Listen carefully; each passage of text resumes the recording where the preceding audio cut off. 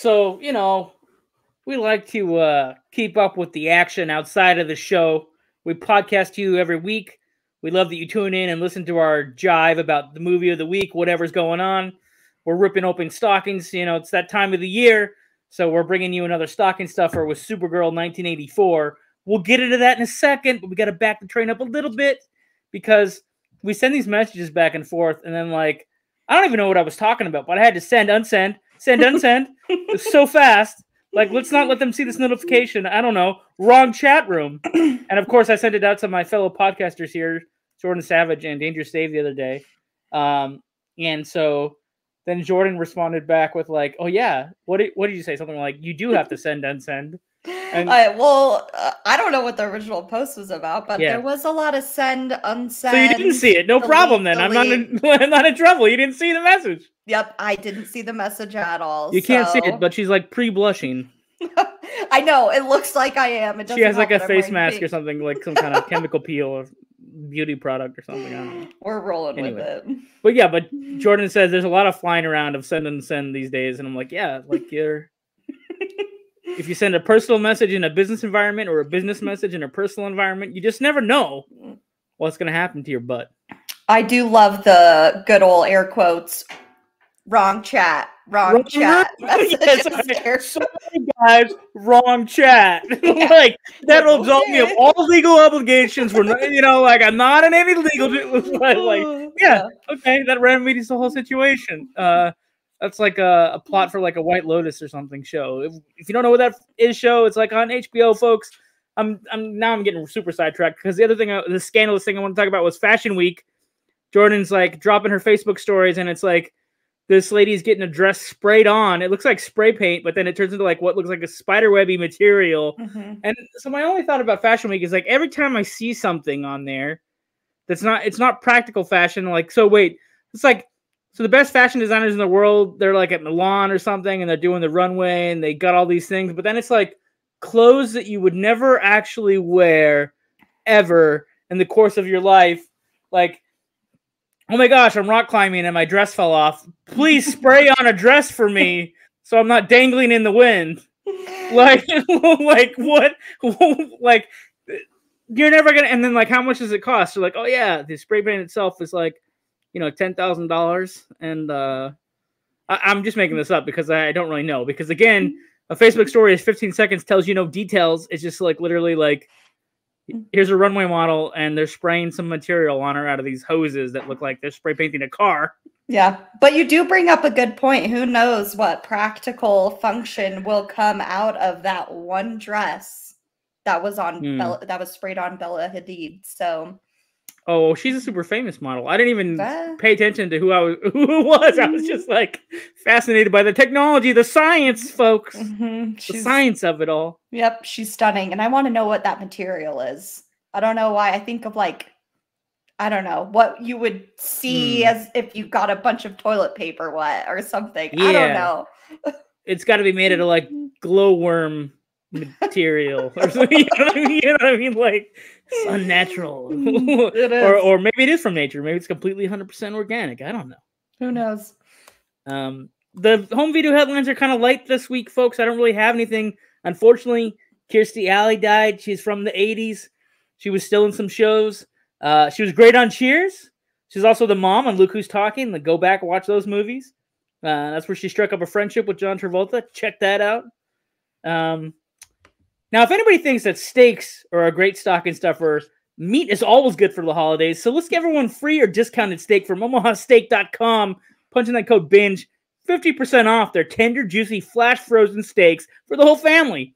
And for Jordan and her friends. Now, it sounds like I'm making this up because every week I make a fake ad and drop it throughout the show. Say, go here and get this. But, go and find out. And then see if you can get a steak. And then, if you're listening to the Binge-Watchers audio experience, you might be hearing a lot more about steaks and me and Johnny Spoiler and steaks. But I just thought, for the viewing and watching public, they need to hear about these steaks that may be floating out there for them to get. Let's find out. It's a holiday mystery. I don't know. Let's see. Dangerous details. Dave isn't here. Dave died. Sorry. Had to break the news to you. We might be able to resurrect him with holiday magic. We'll find out next week. We'll just keep the train moving. Tonight's movie is Supergirl 1984. Helen Slater, man. She's a great Supergirl.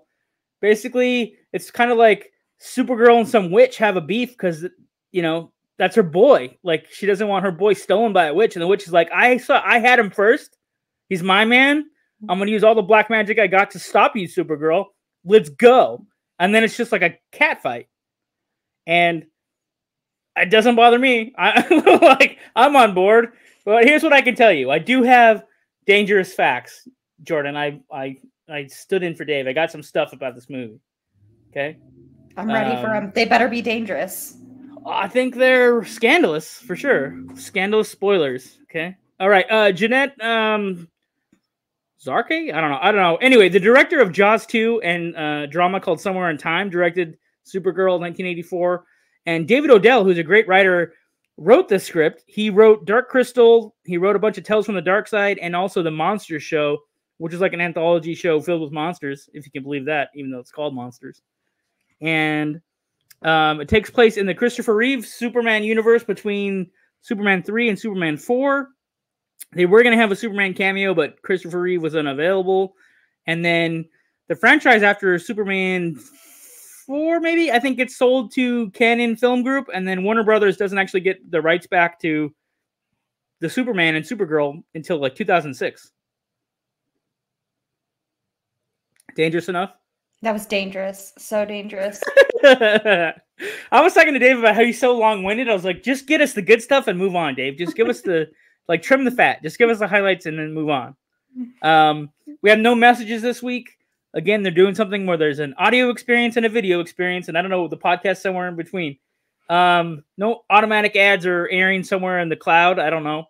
And but you can rent Supergirl 1984 because we're going to drop a link in the podcast description with like our Amazon influencer link or something so they can rent the movie. We'll do that. Yeah. Heck yeah. And they should. It's so obviously the audience kind of knows, can already probably see which way I'm going with this. But anyway, we'll dive right into our favorite bits. Oh my goodness. Jordan's whole thing. It really is. It's my favorite part of the show because it's the bits. I would say, I don't know if you've ever seen, okay, off topic, Steven Universe. It's a Steven Universe is awesome. It's one of those like Cartoon Network shows where there's like magic. Yeah, and he goes to the donut shop and he's always demanding for the bits. He's the bits. So that's what flashes through my brain every single time it's time for the bits. But oh, that's funny.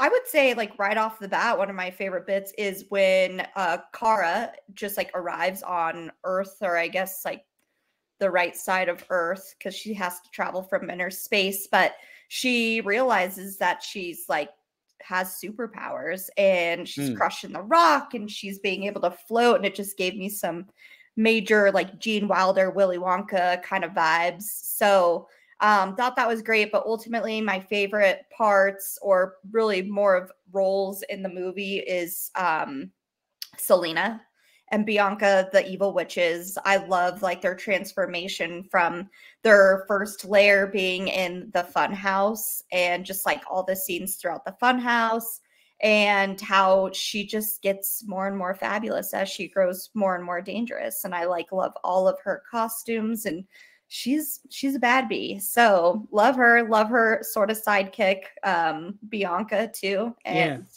I thought those two are great. Well, Selena, who's the antagonist, is played by Faye Dunaway, who's a great actress, and she's in she plays Joan Crawford in a movie that's like based on like the Joan Crawford scandals. Joan Crawford is like a golden era Hollywood actress. Whatever Happened to Baby Jane is a movie about Joan Crawford and her sister. And then like Faye Dunaway played in a movie about the real, like not the character that Joan Crawford played in Baby Jane, but like what was going on in Joan Crawford's actual life.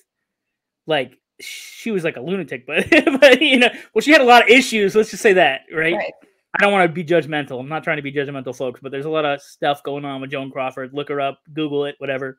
Watch either of these movies, Whatever Happened to Baby Jane, or, Faye Dunaway plays Joan Crawford, and it's like a really good adaptation of a real person. Anyway, I'm just trying to say that Faye Dunaway is a good actress. That's all I'm trying to really say. I mean, she's stunning. She's absolutely gorgeous. So that is really nice part of the film. You buy her in this movie. That's the thing. Like, she's not so comic booky in this movie. Like, you believe her. That's the thing. You believe what she's doing, and like that. And you know, she wants a man, but she goes about it the wrong way. What are you gonna say? What are you gonna do? Like, they didn't have Tinder back then. You know, he's a snack. Yeah, they had to use magical powers and science and phantom zones, which is my favorite part, actually. Supergirl. It's funny, like, you know, Jordan did the research or like remembered her name. Like, well, it's Kara El because she's from the House of El, which is the same family. She's like Superman's cousin, but and like takes the name Kent. Like, Laura Kent is like her like fake identity or whatever. But like, I just have called her Supergirl forever because like this movie is so synonymous in my mind of like what Supergirl is. Like, and I've seen this, I don't know, like 20 times or something, and this, there's nothing really to spoil. It's like, spoiler alert, she goes to the Phantom Zone, which is like an alternate dimension where they lock away all the super baddies, and she gets stuck there, and she has like this black ooze all over her, and then like her weird uncle or whatever from Argo City, which is like, I think in the books it's Kandor City that all her people are trapped in, because it's like another city from Krypton, like, because that planet blew up, so they're like, oh, you can't have a cousin because this planet blew up. But no, we saved one city. We just shrunk it down to miniature size and blasted it off in a different part of the universe. And then she got to Earth and as Jordan said, got all these superpowers. But, you know, I can rate it, but it's like I'm not even hiding. You know what I mean? I'm not hiding the fact that I love the movie. What are you going to do? I know, right? You could probably take a guess, and you'd probably guess right that it's a binge now. I love a girl power story, and I love that they're kind of chasing around this like dumb hot dude. So, well, not just any girl power story, like the ultimate girl female empowerment story. It's Supergirl. She's the empowered girl. Yeah, and of course, like, they didn't really try to. Yeah, I mean, like, a lot of guys complain in modern stories that like when the guys are written in is just kind of like the, you know, the eye candy or whatever. They don't have much to do with it. Like, they don't have a CB story or whatever. You know what I mean? Like, if it's the female lead, but like, I mean, he helped out a little bit. You know what I mean? Like, and he's just there as like he looks like a soap opera beefcake, you know, from like back in the day, like 80s, 90s TV or something. Like, he's like, I don't even know anything. I didn't actually research the actor. That's like not even important. I mean, because it's just really about Supergirl duking it out with Selena the whole time, you know? So, I mean, Ethan wasn't bad, you know, he just wanted to like have an honest life with who he thought what was her Earth name? Laura Kent, yeah. Yeah, and so, you know, he only got kind of stupid, like not very smart when he was, you know, in the big ginormous lair with Selena for a couple times when they're eating popcorn, but otherwise, yeah, he was helpful. He's, you know, he's cute. So I'm all for Ethan. But he looks like he's from the Pacific Northwest for some reason. Okay. Maybe it's the beard. Dark skin and black hair. He's very cute. So. Well, there you have it, folks. I mean, that's a binge now all the way around, you know. And if Dave's grinding his teeth from the grave, I mean, that's what maybe brings him back to life. Like, what if he hates Supergirl? And so he's like, I gotta come back. I gotta tell them. Like, just crawling like a zombie. It's more of a resurrection, for his distaste of Supergirl. Yeah. He's like, they're like, Dave, you know, flu 1 or influenza 1. We really had your number called. You were done for. And then he's on the ventilator and he's like, binge never. Yeah, we have another co-host, folks. He's not here. He's sick. All right. So, you know, send him like soup. You know, soup.com/binge for 50% off all your soup. There's the fake plug. We've been waiting for it. There's the fake plug. Yeah, they've been coming hot. Yeah. omahasteak.com. Try binge. See what happens. Which one is fake? I don't know. Flip a coin. Oh, we just rated it. We're done. No, I'm just kidding. Like, did you watch any other movies this week besides actually, folks, you should really watch Supergirl. It was considered a flop. Like, Dave would have probably wanted me to ensure everybody knows how much of a flop the movie was. And then again, it goes back to maybe John just hates, like, maybe John, well, not hates, but maybe John loves bad movies. I don't know. But like, I watched Supergirl when I was like 9 and 10. Like, maybe stuff can influence you stronger when you're little. I don't know.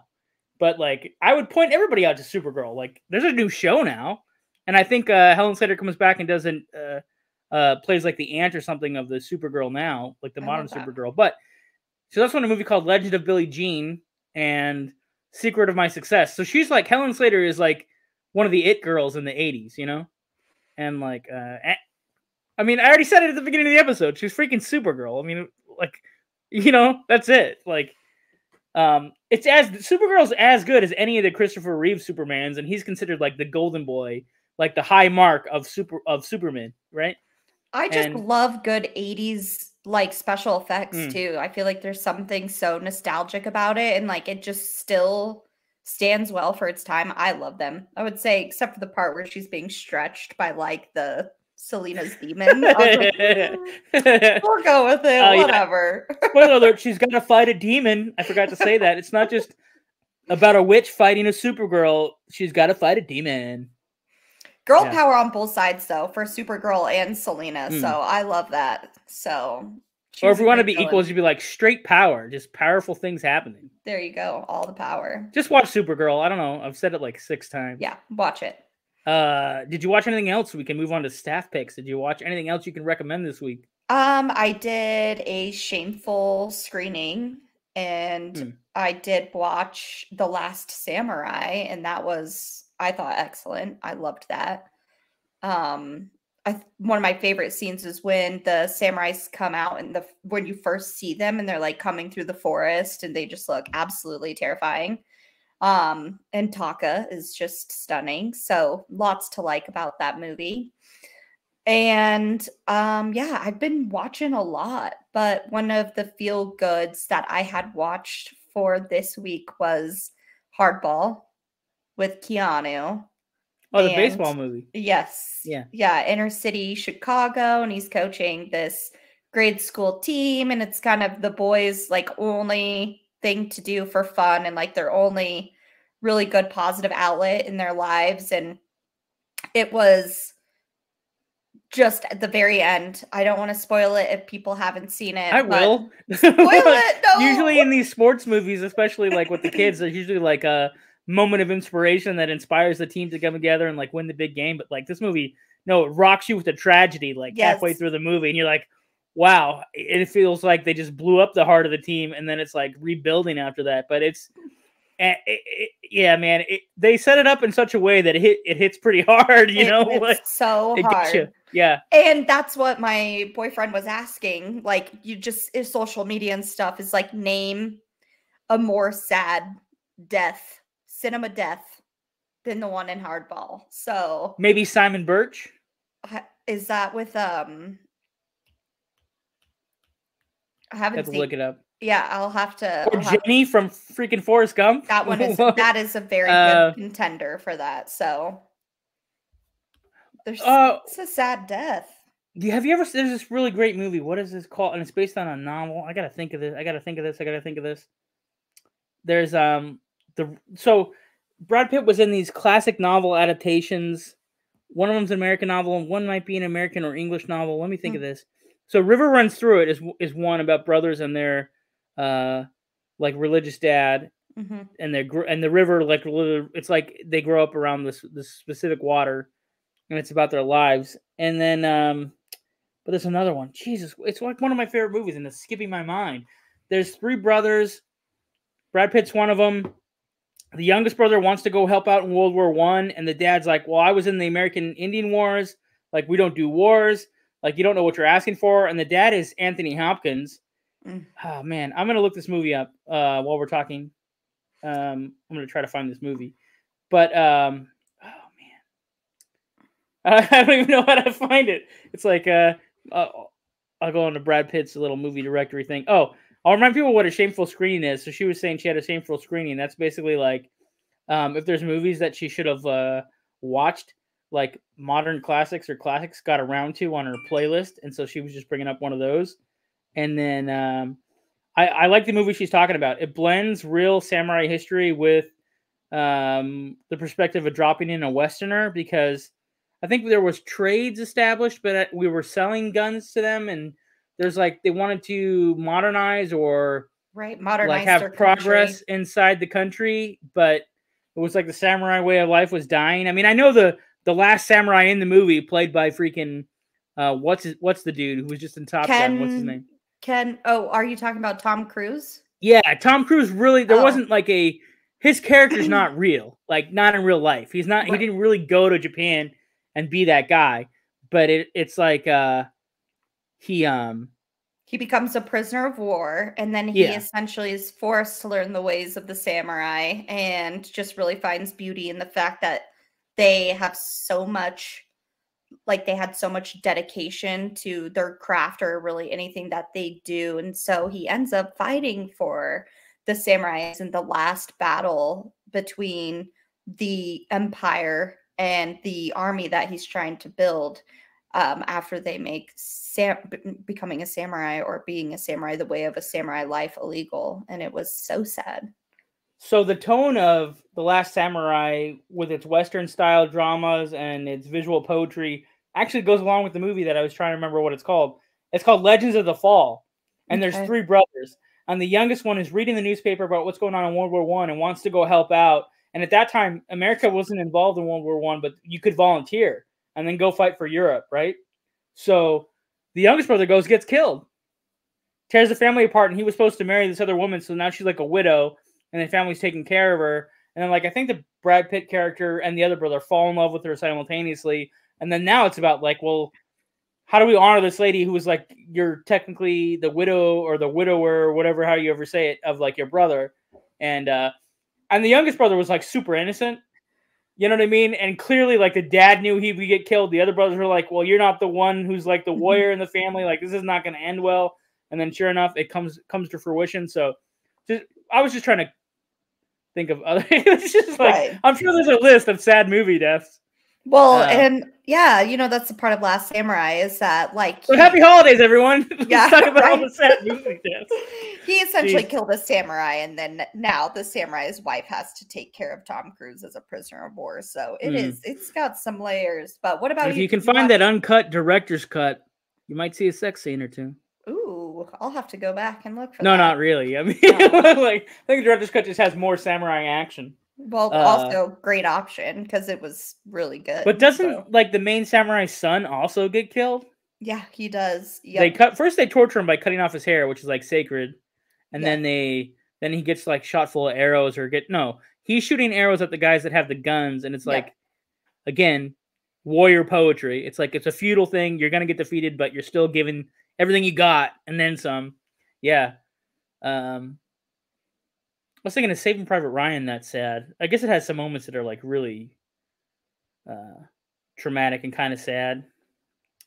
I know soldiers in real life had a hard time watching Saving Private Ryan. Obvious reasons, like it brought them right back to the situation they were in. But I'm laughing because of the Mickey Mouse reference, not laughing at the movie and what the people went through, but they were using Mickey Mouse as like a metaphor, and they kept saying Mickey Mouse, and then they were trying to translate the German soldier, and he kept talking about Mickey Mouse. Yeah. Do you have your stocking stuffers? I do. Still? Did you watch anything that was?